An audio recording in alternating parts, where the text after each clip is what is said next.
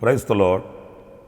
ప్రభువైన యేసుక్రీస్తు నామంలో హోసన్నా మినిస్ట్రీస్ ద్వారా మీ అందరికీ హృదయపూర్వకమైన వందనాలు తెలియపరుస్తున్నాను.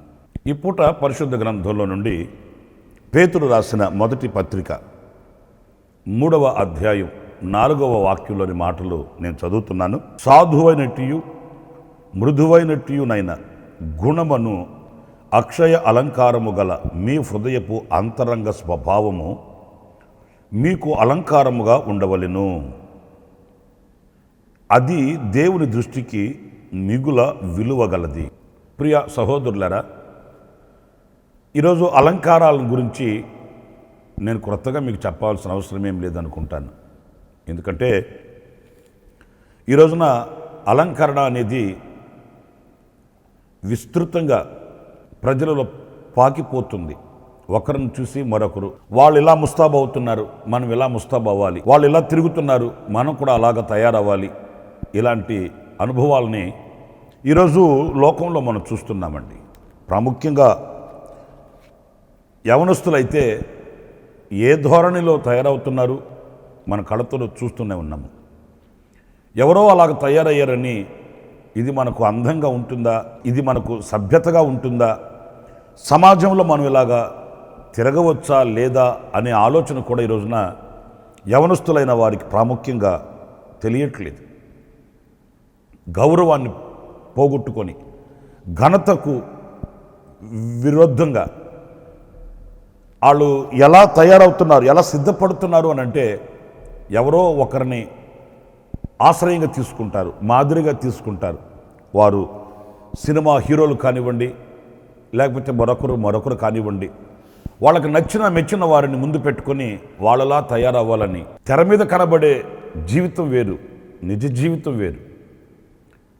నటించడానికి వేసుకుని రంగు వేరు, నిజ జీవితంలో మనం బ్రతకవలసిన బ్రతుకు వేరు. ఒకవేళ నటించడానికి అలా మేకప్ వేసుకొని అలా సిద్ధపడి ఒక 2-3 గంటలు వాళ్ళు తెర మీద కనబడవచ్చు, కానీ నిజ జీవితంలో అలా ఉండరు కదా. కానీ మన వాళ్ళని చూసి అలా సిద్ధపడాలని ఈరోజు ఒక నిండు యవనుడు ఆ యవన స్థితిని కోల్పోతున్నాడు, భయంకరమైనటువంటి రూపానికి మారిపోతున్నాడు. ఇవి మనం చూస్తున్నాము. ఇవన్నీ ఏదో ఒక వైరస్ లాగా ఒకరిని చూసి మరొకరు ఇలాగా తయారవుతున్నారు, సిద్ధపడుతున్నారు. ఇది మనం బాధపడవలసినటువంటి విషయం అని చెప్పుకోవాలి. ఒక ఇంట్లో ఒక తండ్రి కొడుకున్నాడంటే ఆ తండ్రే మేలు. వృద్ధాప్యంలో పెద్ద వయసు ఉన్నప్పటికీ శుభ్రంగా సిద్ధపడి చాలా నీట్ అండ్ క్లీన్గా ఉంటున్నాడు ఆ తండ్రి, పెద్ద ఆయన కడుపులో పుట్టిన పిల్లగాడు యవనస్తుడు ముసలోళ్ళలాగా తయారైపోతున్నాడు. ముసలోళ్ళంతా కుర్రోళ్ళంతా ముసలోళ్ళు అయిపోతుంటే ఏం బాగుంటుంది? ఎవరికి తగ్గట్టు వాళ్ళు ఉంటే బాగుంటుంది అనేది నా సదభిప్రాయం. గనుక అలంకరణ గురించి నేను కొత్తగా మీకు చెప్పదలుచుకోలేదు. కానీ ఇక్కడ దైవజనుడు చక్కటి మాట ఆయన పలికాడు. అదేంటంటే గుణము అనే అక్షయ అలంకారము అన్నాడు. గుణము అనే అక్షయ అలంకారాన్ని మనం కలిగి ఉండాలి అంటే మృదువైనదిగాను ఆ అంతరంగ స్వభావం ఉండాలని చెప్తున్నాడు. మరి గుణము అనే అక్షయ అలంకారము అన్నప్పుడు ఏ గుణము, ఎలాంటి గుణం కలిగి ఉండాలి? ప్రతి వ్యక్తికి స్వాభావికంగా ఒక గుణం ఉంటుందండి. ఆ గుణాన్ని బట్టియే అతని అడుగుజాడలు, అలవాట్లు, మాట తీరు ఇవన్నీ కూడా ఆధారపడి ఉంటాయి. అన్నప్పుడు ఎలాంటి గుణం కలిగి ఉండాలి? మీరు సామెతల గ్రంథంలో ఒక మాట చదువుతారండి. సామెతల గ్రంథం 17వ అధ్యాయం 27వ వాక్యంలో ఈ మాటలు ఉన్నాయి. చదువుతాను చూడండి. శాంత గుణము గలవాడు వివేకము గలవాడు. పిల్లలు చూడండి, శాంత గుణం అంటే ఏంటి? నేను అనకూడదని మీకు బాధ కలుగుతుంది, మీరు పరిశీలించుకోవాలని చెప్తున్నాను ఈ మాట. కొందరికి ముక్కు మీదే ఉంటుందండి కోపం. దేనికి కోప్పడాలి, దేనికి కోప్పడకూడదు తెలీదు. మాట మాటకి వాళ్ళ కోపాన్ని ప్రదర్శిస్తాడు. వ్యర్థంగా కోపపడేవాడు అవమానాల పాలవుతాడు. అంటే ప్రతి మాటని వివేచించి ఆలోచించి శాంతంతో కాస్త ప్రశాంతంగా మాట్లాడే అనుభవం కొంతమందికి ఉండదండి. శాంత గుణం కలిగిన వాడు సహించగలుగుతాడు, ఆలోచించగలుగుతాడు, వివేచించగలుగుతాడు, అన్నింటిని చక్కబెట్టుకోగలుగుతాడు. మరీ ముఖ్యంగా నేను కుటుంబపు వ్యవస్థలో ఈ రోజున ఈ చీడ తెస్తేసుకుని కూర్చుంటుందండి. దేనికి కూడా ఆ కుటుంబంలో నెమ్మది ఉండనే ఉండదు, ప్రశాంతత ఉండదు. పిల్లలతో కలహమే, భార్యతో కలహమే, ఇటువైపు భర్తతో కలహమే, పిల్లలతో కలహమే. ఇలాంటి కలహాల మధ్య కుటుంబాలు కుప్పకూలిపోతున్నాయండి. సరే, అందులో ఏదైనా ఈ కలహానికి కారణాలు ఏమైనా ఉంటాయని వెతికితే ఏమీ ఉండవు. చిన్న చిన్న విషయాల్లో కోపం తెప్పించేసుకొని ఉగ్రులైపోయి మనసు విరిగిపోయే మాటలు మాట్లాడుకొని తుదకు ఎక్కడి దాకా వస్తుందంటే ఇద్దరు కలిసి ఉండలేని పరిస్థితులు కుటుంబ వ్యవస్థలో ఈరోజు చోటు చేసుకుంటున్నాయండి. ఆవిడని పిలిచి, ఎందుకమ్మా ఇంత ఈ స్థితికి తీసుకొచ్చుకున్నారు, ఏమైంది అంటే ఆమె చెప్పే కారణాలు చాలా చిన్నవి. అతగాడిని పిలిచి అతన్ని మందలించినా ఆయన చెప్పేది చాలా చిన్న కారణాలు చెప్తాడు. మళ్ళీ చిన్న కారణాలకి ఎందుకు ఇలా కలత చెందుతున్నారు అని అంటే ఎవ్వరికి శాంత గుణం లేదండి. ఈరోజు మరీ ముఖ్యంగా ఈ సోషల్ మీడియా పెరిగిపోయింది. చేతిలోకి ప్రపంచం వచ్చేసింది. ఇంక అన్ని విషయాలు తిలకించి అన్ని విషయాలు విని విని విసుగైపోయి ప్రతి వారి మీద కోపపడడం, దాన్ని భరించే శక్తి లేకపోవడం. ప్రియమైన సహోదరులారా, మనం ఎలాంటి గుణం కలిగి ఉండాలంటే శాంత గుణం. అందుకే దేవుని వాక్యంలో మన ప్రభువైన అయిన యేసుక్రీస్తు ఆయన మొదటి ప్రసంగంలో మాట్లాడుతూ కూడా చెప్పాడు, సమాధానపరచువారు ధన్యులు అని. ఆ సమాధానకరమైన అనుభవాలలో దయాగుణం కలిగిన వారమై, శాంతి గుణం కలిగిన వారమై మనం అలంకరణగా దానిని ప్రత్యక్షపరచుకోవాలి. ఏదో పైన రంగు రాసుకుంటే ప్రయోజనం ఏముంది? వాళ్ళలాగా వీళ్ళలాగా సిద్ధపడి నేను అంతా ఇంత అని కనపరుచుకోవాలని ప్రయాసపడితే ఏముంది? మీరేమనుకోకండి, ఒక మాట చెప్తాను. మన ఆత్మీయ తండ్రి దైవజనులు యేసన్న గారు చెప్తుండే చాలాసార్లు, ఆయన చెన్నైలో మెరీనా బీచ్లో ఉన్నప్పుడు ఒక రోజున ఒక అతను ఒక కోతికి, ఆయన ఆ కోతిని ఆడించి అతను అలంకరణ చేసి తీసుకుని వచ్చాడట. దానికి పౌడర్ రాశాడు, మరలా ఏమో జుట్టు కట్టాడు, ఫ్రాక్ వేసాడు, బూట్లు వేసాడు.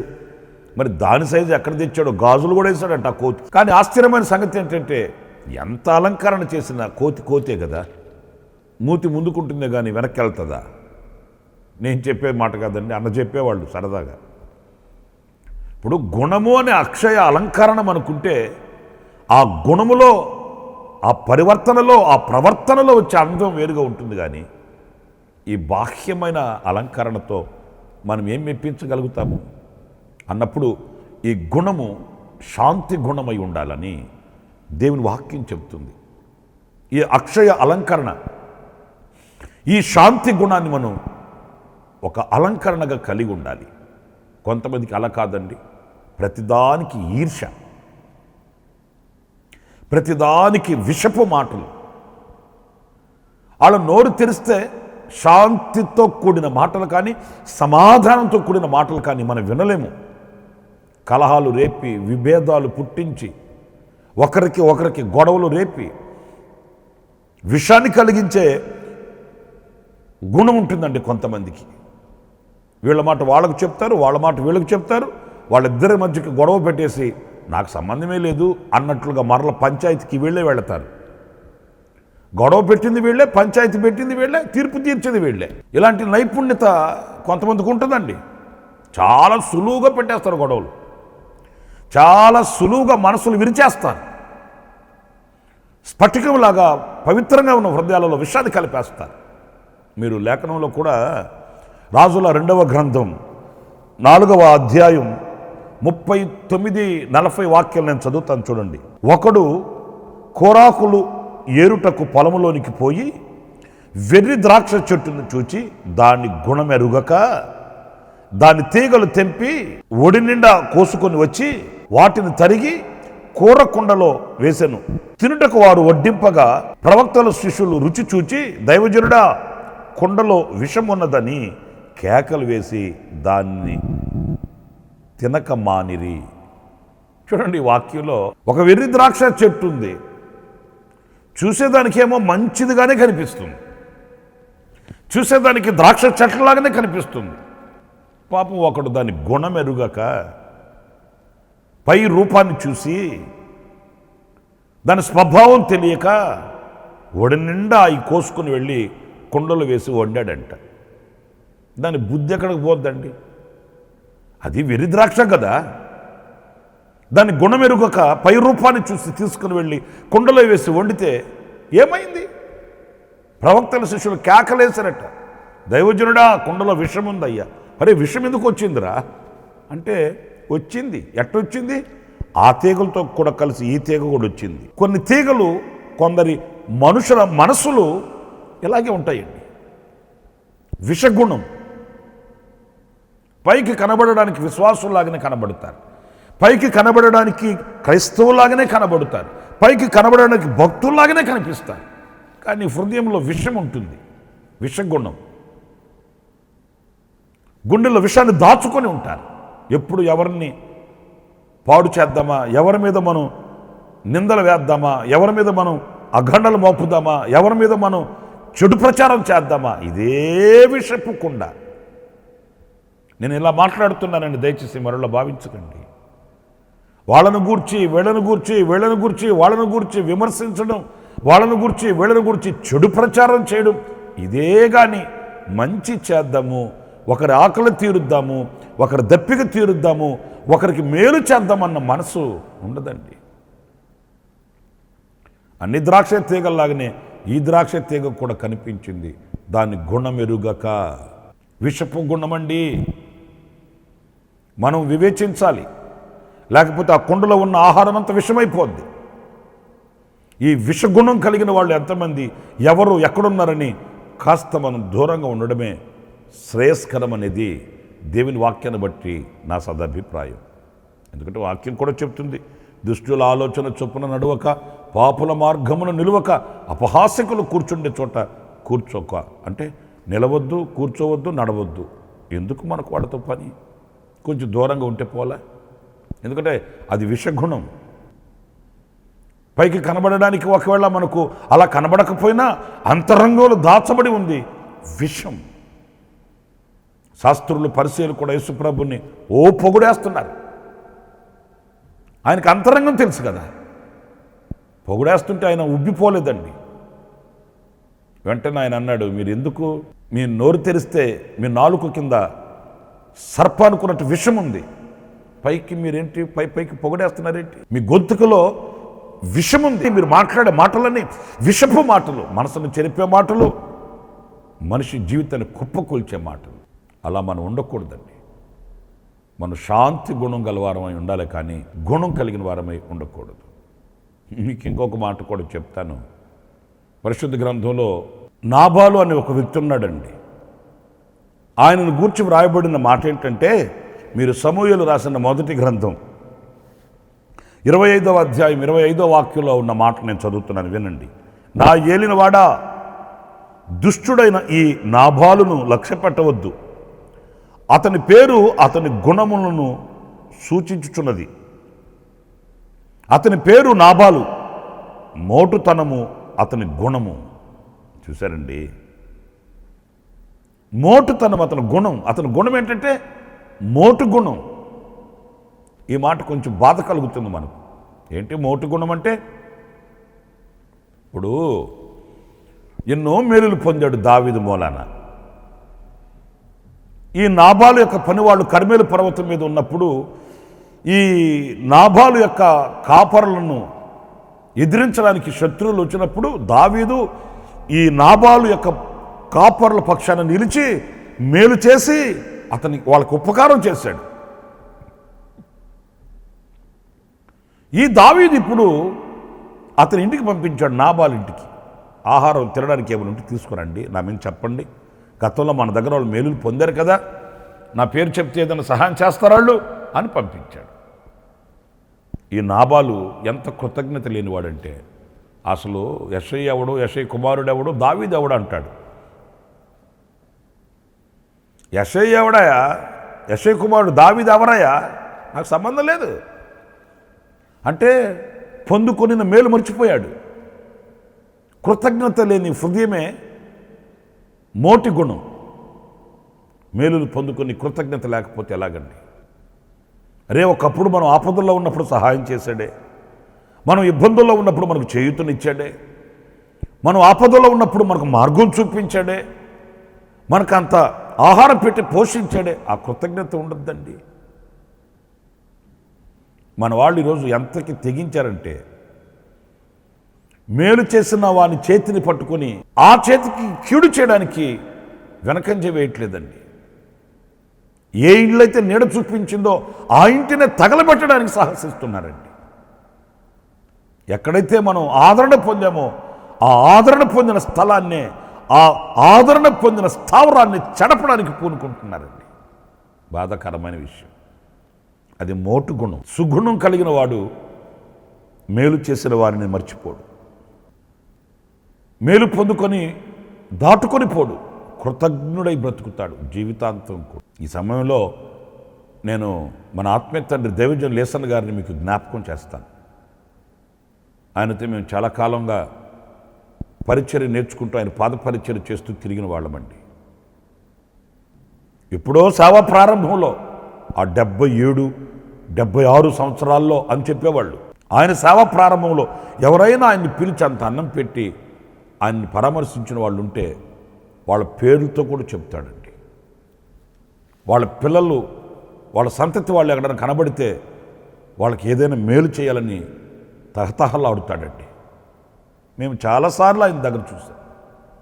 నేను సేవా ప్రారంభంలో అక్కడ ఒంటరిగా ఒక పాక వేసుకుని ఉన్నప్పుడు వీళ్ళ నాన్నగారు నాతో వచ్చి పలకరించి మాట్లాడి నాకు అంత భోజనం పెట్టేవాడరా అని చెప్తాడు. వాళ్ళ పిల్లలు కనబడితే వాళ్ళ దగ్గరకు చేర్చుకొని ప్రార్థన చేసి వాళ్ళని ఆశీర్వదించి, అంత కృతజ్ఞత. ఆయన ఎవరి దగ్గర అంత మేలు పొందుకొని ఉంటే ఆయన జీవితంలో వాళ్ళని మర్చిపోయినవాడు కాదు. అందుకే దేవుడు ఆయనని అంత గొప్పగా ఆశీర్వదించాడు. ఆయనకు భక్తి నేర్పిన వాళ్ళు కానివ్వండి, ఆయనకి సేవ నేర్పిన వాళ్ళు కానివ్వండి, ఆయనకి ఎవరైనా ఉపకారం చేసిన వాళ్ళు కానివ్వండి, వాళ్ళు కనబడితే ఆయనకి అంత గౌరవం, అంత మర్యాద, అంత ఆప్యాయత, ప్రేమ. ఎప్పుడో చిన్న వయసులో సేవ నేర్పిన వాళ్ళని గురించి ఎంత ఘనంగా చెప్పేవాళ్ళు యేసన్న గారు. ఎప్పుడో సేవ నేర్చుకునేటప్పుడు ధైర్యపరిచి ధైర్యపు మాటలు యేసన్న గారితో పలికిన దైవ సేవకులను గురించి అంత ఘనంగా చెప్పుకునేవాళ్ళు. వాళ్ళు ఎప్పుడో ఏదో 4 మాటలు చెప్పుంటారు. నాయన సేవలో అధైర్యపడద్దు, ధైర్యంగా ఉండు, ఓర్చుకో, నేర్చుకో అని చెప్పుంటుంటారు. కానీ ఆయన వృద్ధాప్యంలో కన్నుమూసే సమయంలో కూడా ఆ పెద్దల్ని జ్ఞాపకం చేసుకుని కృతజ్ఞతతో నింపబడిపోయేవాడు. అవును, ఆ కృతజ్ఞత మనకుంటే దేవుని దీవెనలు మనం విడిచిపెట్టిపోవండి. ఆ కృతజ్ఞత లేకే మేలు పొందుకుంటుంటాము, ఒకవైపు పడుగు విప్పుతుంటాము, ఇటువైపు వల్లించే మాటలు మాట్లాడుతుంటాము, అటువైపు కలతలు లేపే మాటల్ని మనం మాట్లాడుతుంటాము. తప్పు. అలాంటి గుణం మనకు ఉండకూడదు. అందుకే పరిశుద్ధులైన పేతురు అంటాడు, గుణము అనే అక్షయ అలంకారమును మీ అంతరంగ స్వభావంగా మీరు మార్చుకోండి. అది దేవునికి ఇంపైనది, దేవునికి ఇష్టకరమైనదని దైవజనుడు చెప్తున్నాడు. మనకు మంచి గుణం కలిగి ఉండాలి. విషపు గుణం మనం కలిగి ఉండకూడదు, మోటు గుణం మనం కలిగి ఉండకూడదు. అలాంటి కృప దేవుడు మనకు అనుగ్రహించుడుగాక. తలలు వంచండి, ప్రార్థన చేసుకుందాం. కృపా సత్య సంపూర్ణుడా, జీవాధిపతి అయిన ప్రభువా మీకు వందనాలు. గుణము అనే అక్షయ అలంకారమును మేము అంతరంగ స్వభావముగా ధరించుకొని నైనా మీ ఎదుట ఇంపైన వ్యక్తులుగా మేము ఉండుటకు సహాయం చేయమని వేడుకొనుచున్నాను. ఏ చేదు మా గుండెల్లో ఉండకుండా నైనా ఏ విషపు గుణము, ఏ మోటు గుణము మాలో ఉండకుండా శాంతి గుణము గలవారమై మేము ఉండుటకు సహాయం చేసి మీ ఎదుట అలంకరింపబడిన వ్యక్తులుగా మేము ఉండుటకు మీరు కృపను అనుగ్రహించి నడిపించమని మమ్మల్ని ఒక్కొక్కరిని మీ చేతికి సమర్పించుకుంటూ యేసు ప్రశస్త నామములో ప్రార్థన చేసి వేడుకొనుచున్నాను తండ్రి. ఆమేన్, ఆమేన్. ప్రభు మిమ్మల్ని ఆశీర్వదించి దీవించునుగాక. ఈ దినమంత విశేషమైన కృప నా దేవుడు మీకు సమృద్ధిగా అనుగ్రహించునుగాక. ఆమేన్. ప్రతి దినము ఈ అనుదిన కృపాను సందేశాల కొరకు ఇంకా మరిన్ని ఆత్మ సంబంధమైన సందేశాల కొరకు ఈ మా యూట్యూబ్ ఛానల్ ని సబ్స్క్రైబ్ చేసుకోండి. Pastor Ramesh ministries.